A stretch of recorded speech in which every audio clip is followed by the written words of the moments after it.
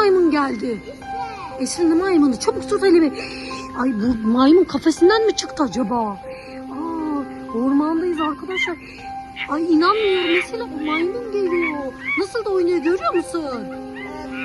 Kaçalım buradan. Ay üstümüze doğru geliyor. Tırmanmayı seviyor. Esra koşalım buradan çıkalım bakalım.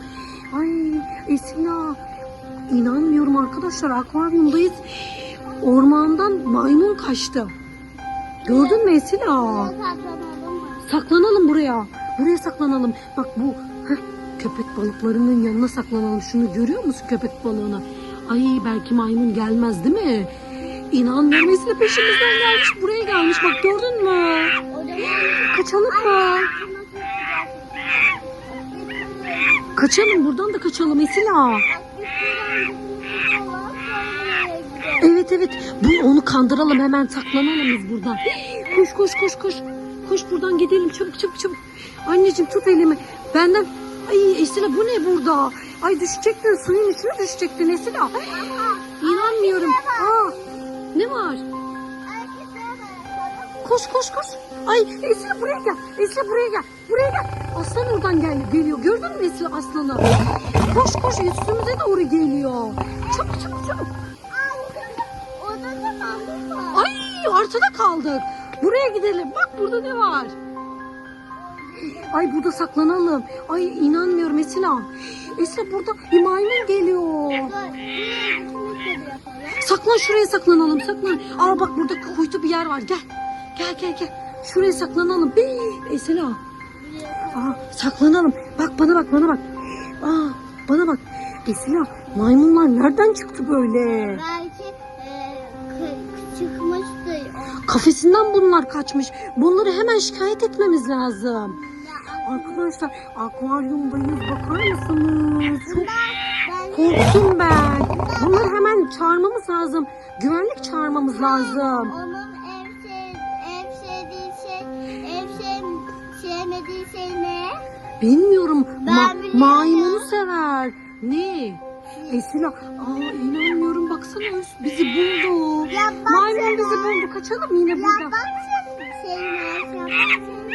Ne? Yapraklar var evet. Baksana. Ay çok korkunç burası Esra.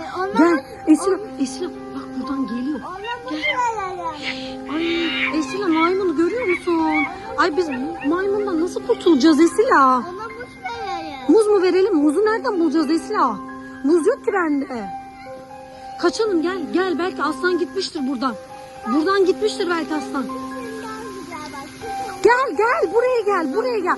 Orada maymun geliyor, buradan da aslan geliyor. Bakalım bak aslan gitmiş gel yolumuza devam edelim. Esra ben çok korktum burada. Bu ne? Pirana diyor Esra, baksana piranalar varmış burada.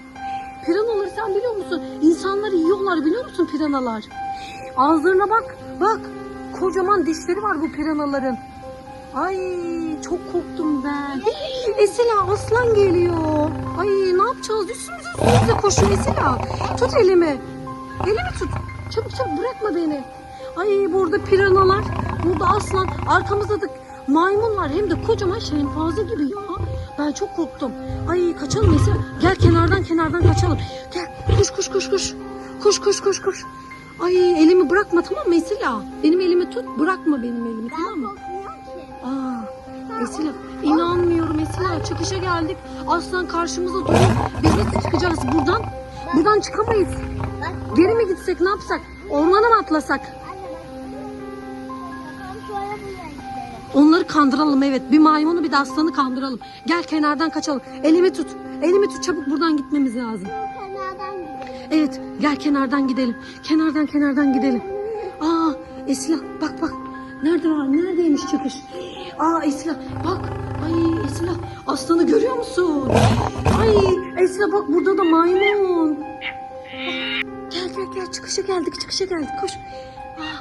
Tamam kurtulduk Esra. Esra kurtulduk çak Esra. Aferin.